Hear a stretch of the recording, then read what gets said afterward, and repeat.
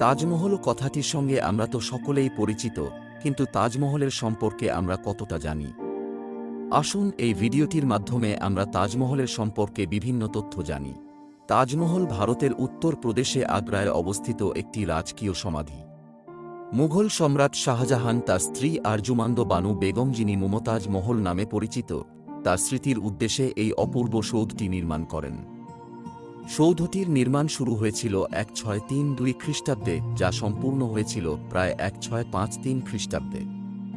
তাজমহলকে মুঘল স্থাপত্যশৈলীর একটি আকর্ষণীয় নিদর্শন হিসেবে মনে করা হয়, যার নির্মাণশৈলীতে পারস্য, তুরস্ক, ভারতীয় এবং ইসলামী স্থাপত্যশিল্পের সম্মিলন ঘটানো হয়েছে।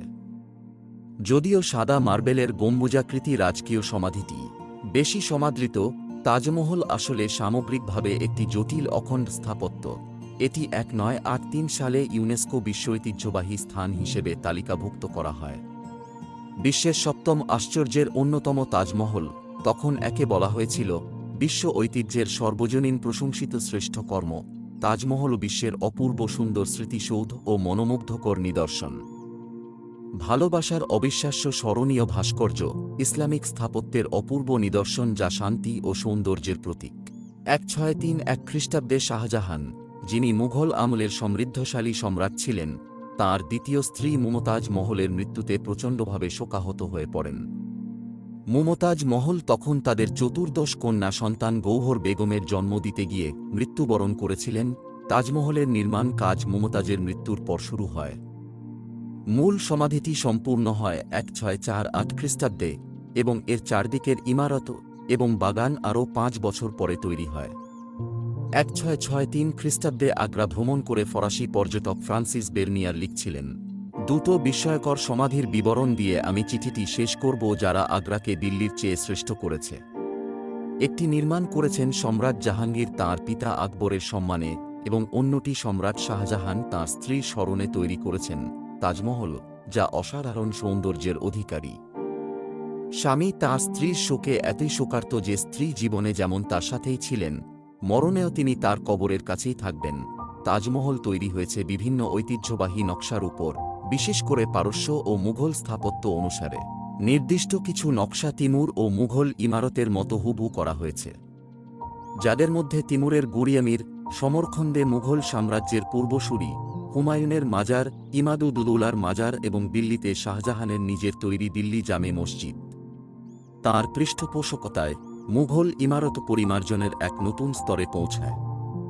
যেখানে পূর্ববর্তী মুঘল ইমারতসমূহ তৈরি হয়েছিল লাল বেলে পাথরে, শাহজাহান চালু করেছিলেন সাদা দামি মার্বেল পাথরের প্রচলন। তাজমহলের সামনের চত্বরে একটি বড় চাহার বাগ করা হয়েছিল। 300 মিটার জায়গার বাগানের প্রতি চতুর্থাংশ উঁচু পথ ব্যবহার করে ভাগগুলোকে 6টি ফুলের বাগানে ভাগ করা হয়। মাজার অংশ এবং দরজার মাঝামাঝি অংশে এবং বাগানের মধ্যখানে একটি উঁচু মার্বেল পাথরের পানির চৌবাচ্চা বসানো আছে এবং উত্তর দক্ষিণে একটি সরলরৈখিক চৌবাচ্চা আছে যাতে তাজমহলের প্রতিফলন দেখা যায়। এছাড়া বাগানে আরও বেশ কিছু বৃক্ষশোভিত রাস্তা এবং ঝরনা আছে। চাহার বাগ ভারতে প্রথম করেছিলেন প্রথম মুঘল সম্রাট বাবর, যা পারস্যের বাগানের মতো করে নকশা করা হয়েছিল। চারবাগ মানেই যাতে স্বর্গের বাগানের প্রতিফলন ঘটবে। মুঘল আমলের লেখায় এক ফার্সি মর্মীবাদী স্বর্গের বাগানের বর্ণনা দিয়েছিলেন আদর্শ বাগান হিসেবে, যা পূর্ণ থাকবে প্রাচুর্যে। পানি বা জল এই বর্ণনায় একটি বড় ভূমিকা রেখেছে। ওই লেখায় আছে, স্বর্গের বাগানের মধ্যখানে একটি পাহাড় থেকে তৈরি হয়েছে 4টি নদী, আর তা আলাদা হয়ে বয়ে গেছে বাগানের উত্তর, দক্ষিণ, পূর্ব ও পশ্চিমে। প্রায় সব মুঘল চারবাগসমূহ চতুর্ভুজাকৃতির, যার বাগানের মধ্যখানে মাজার বা শিবির থাকে। কিন্তু তাজমহল এ ব্যাপারটিতে অন্যগুলোর থেকে আলাদা, কারণ এর মাজার অংশটি বাগানের মধ্যখানে হওয়ার বদলে বাগানের এক প্রান্তে অবস্থিত। যমুনা নদীর অপর প্রান্তে নতুন আবিষ্কৃত মাহতাব বাগ অন্যরকম তথ্যের আভাস দেয়। যমুনা নদীটি বাগানের নকশায় অন্তর্ভুক্ত করা হয়েছিল যাতে তা স্বর্গের নদী হিসেবে অর্থবহ হয়। বাগানের বিন্যাস এবং এ স্থাপত্যের বৈশিষ্ট্য, যেমন এর ঝরনা, ইট অথবা মার্বেলের রাস্তা এবং জ্যামিতিক ইটের রেখার ফুলের বিছানা, এগুলো হুবু শালিমারের মতো এবং এই ক্রম নকশা করেছেন একই প্রকৌশলী আলী মারদান। পরবর্তীকালে বাগানের গোলাপ, ড্যাফোডিল, বিভিন্ন ফলের গাছসহ অন্যান্য গাছগাছালির অতিপ্রাচুর্যের কথা জানা যায়। মুঘল সম্রাটদের উত্তরোত্তর অবক্ষয়ের সাথে সাথে বাগানেরও অবক্ষয় ঘটে।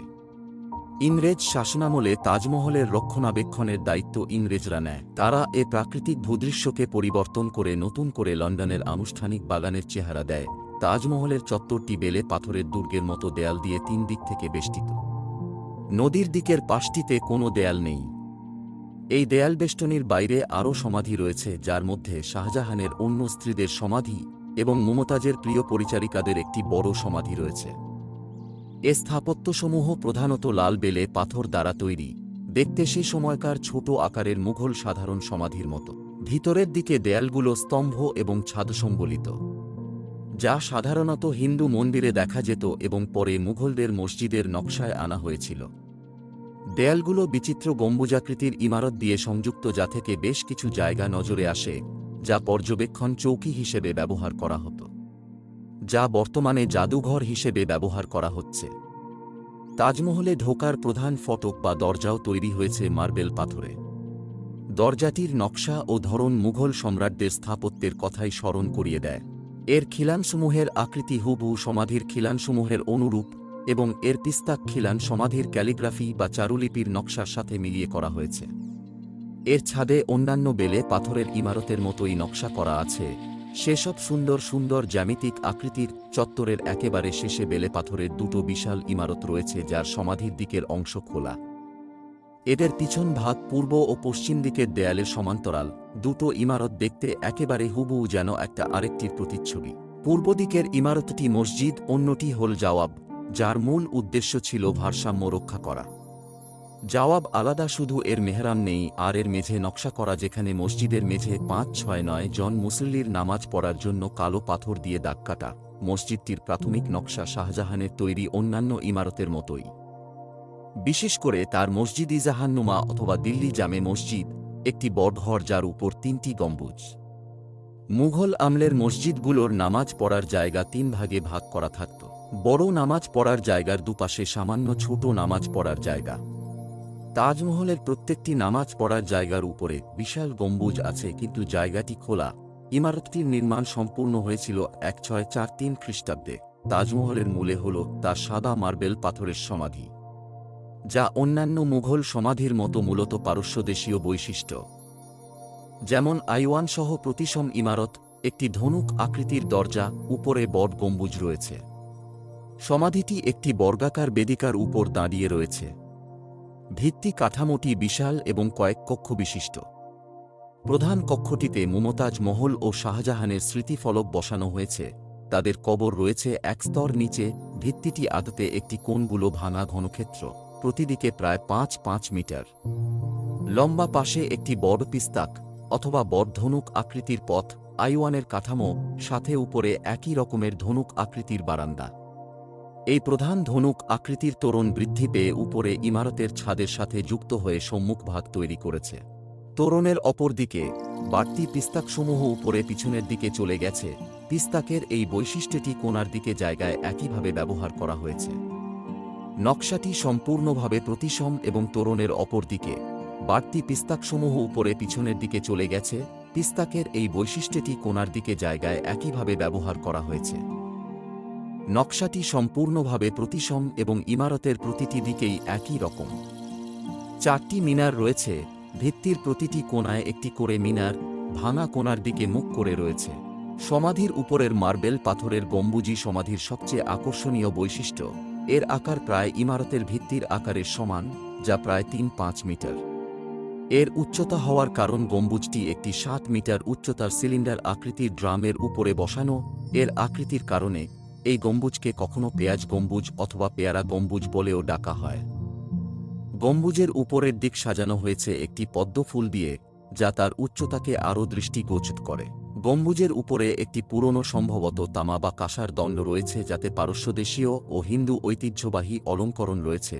বড় গম্বুজটির গুরুত্বের কারণে 4 কোণায় আরও 4টি ছোট গম্বুজ রয়েছে। ছোট গম্বুজগুলো দেখতে বড় গম্বুজটির মতোই। এদের স্তম্ভগুলো সমাধির ভিত্তি থেকে ছাদ পর্যন্ত উঠে গেছে। ছোট গম্বুজগুলোতেও কাঁসা বা তামার পুরনো দণ্ড আছে। লম্বা মোচাকার চূড়া বা গুলদাস্তা ভিত্তি দেয়ালের পাশ দিয়ে উপরে উঠেছে এবং গম্বুজের উচ্চতায় দৃষ্টিগোচর হয়। পদ্মফুল, ছোট গম্বুজ ও গুলদাস্তাতেও রয়েছে। বট গম্বুজের উপর মুকুটের মতো একটি পুরনো মোচাকার চূড়া রয়েছে। চূড়াটি 1800 শতকের আগে স্বর্ণের নির্মিত ছিল, কিন্তু বর্তমানে এটি ব্রোঞ্জ দিয়ে তৈরি। এই চূড়াটি পারস্যদেশীয় এবং হিন্দুদের শোভাবর্ধক উপাদানের মিলনের উৎকৃষ্ট উদাহরণ। চূড়ার উপরের অংশে আছে একটি চাঁদ, যা ইসলামিক উপাদান, এবং চূড়ার শিং তাক করা আছে স্বর্গ বা বেহেশতের দিকে।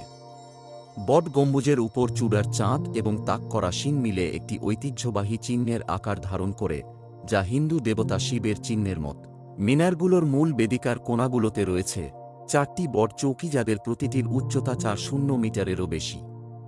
মিনারগুলোতেও তাজমহলের প্রতিসমতার ব্যাপারটি লক্ষ্য করা যায়। চৌকিগুলো নকশা করা হয়েছে মসজিদের প্রথাগত মিনারের নকশায়, যেখানে মুয়াজ্জিন নামাজের জন্য আয়ান দেন। প্রতিটি মিনারেরই 2টি বারান্দা দিয়ে 3টি সমান উচ্চতায় ভাগ করা হয়েছে। মিনারের একেবারে উপরে শেষ বারান্দা রয়েছে, যার উপরে সমাধির ছাতাগুলোর একই রকম একটি ছাতা রয়েছে। মিনারের ছাতাগুলোতেও একই রকমের কাজ করা হয়েছে, যেমনটি করা হয়েছে পদ্মফুলের নকশা করা চূড়াতে। প্রতিটি মিনারই বেদিকার থেকে বাইরের দিকে কিঞ্চিৎ ফেলানো আছে, যাতে এ মিনার কখনো ভেঙে পড়লেও যেন তা মূল সমাধির উপরে না পড়ে। মিনারগুলোর মূল বেদিকার কোণাগুলোতে রয়েছে 4টি বট চৌকি, যাদের প্রতিটির উচ্চতা 400 মিটারেরও বেশি।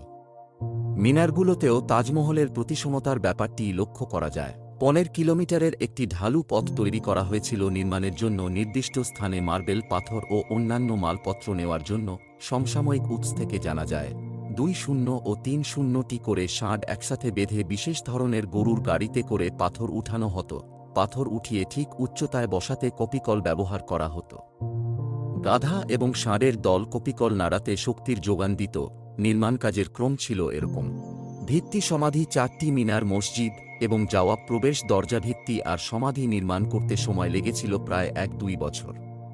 পুরো এলাকার বাকি অংশগুলো নির্মাণ করতে লেগেছিল আরও 10 বছর। মোট 2 বছর। যেহেতু চত্বর এলাকাটি কয়েকটি ভাগে নির্মিত হয়েছিল, তাই তৎকালীন ইতিহাস লেখকগণ নির্মাণ শেষের বিভিন্ন তারিখ উল্লেখ করেন।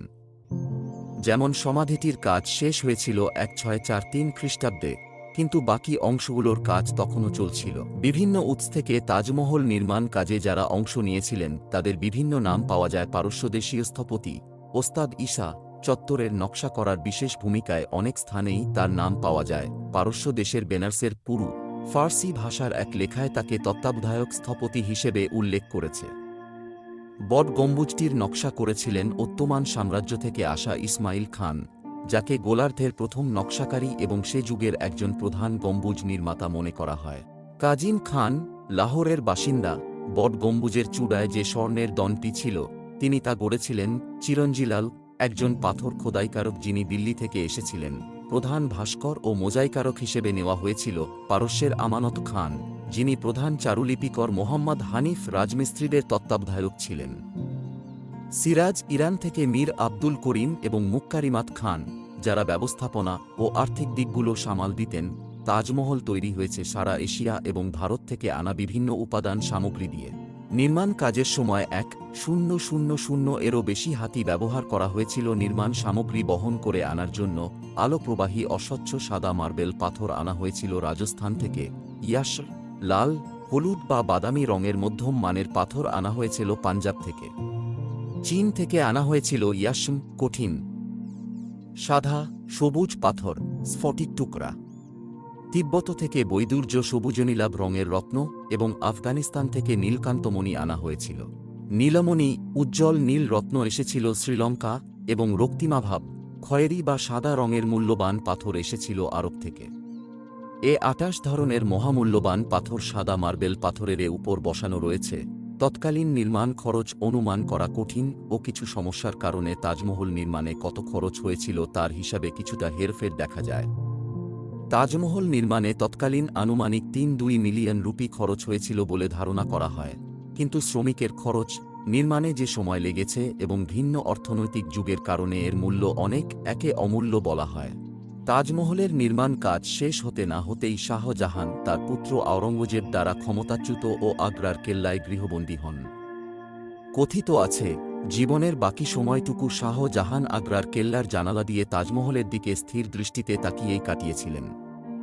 শাহজাহানের মৃত্যুর পর আওরঙ্গজেব তাকে তাজমহলে তার স্ত্রীর পাশে সমাহিত করেন। 1857 সালের সিপাহী বিপ্লবের সময় ইংরেজ সৈন্যরা তাজমহলের বিকৃতি সাধন করে আর সরকারি কর্মচারীরা বাটালি দিয়ে তাজমহলের দেয়াল থেকে মূল্যবান ও দামি নীলকান্তমণি খুলে নেয়। 19 শতকের শেষ দিকে লর্ড কার্জন তাজমহল পুনর্নির্মাণের একটি বড় প্রকল্প হাতে নেন। প্রকল্পের কাজ 1908 সালে শেষ হয়। তিনি তাজমহলের ভিতরের মঞ্চে একটি বট বাতি বসিয়েছিলেন। তখনই বাগানের নকশা পরিবর্তন করে ইংরেজ পার্কের মতো করে গড়া হয়, যা এখনও রয়েছে। বর্তমানে তাজমহল সম্প্রতি যে হুমকির মুখে পড়েছে তা হল যমুনা নদীর তীরের পরিবেশ দূষণ। সাথে আছে মাথুরাতে তেল পরিশোধনাগারের কারণে সৃষ্ট এসিড বৃষ্টি। 1983 সালে তাজমহলকে ইউনেস্কোর বিশ্ব ঐতিহ্যবাহী স্থাপনা হিসেবে তালিকাভুক্ত করা হয়। এই ছিল আজকে তাজমহলের সম্পর্কে বিভিন্ন তথ্য। ভিডিওটি শেষ পর্যন্ত দেখার জন্য অসংখ্য ধন্যবাদ। ভিডিওটি ভালো লাগলে একটি লাইক করে দেবেন। এরকম ধরনের নতুন নতুন ভিডিও পেতে চ্যানেলটিকে সাবস্ক্রাইব করে দেবেন। নতুন ভিডিও নোটিফিকেশন যাতে সবার আগে আপনার কাছে পৌঁছায় তার জন্য অল নোটিফিকেশন অন করে দেবেন।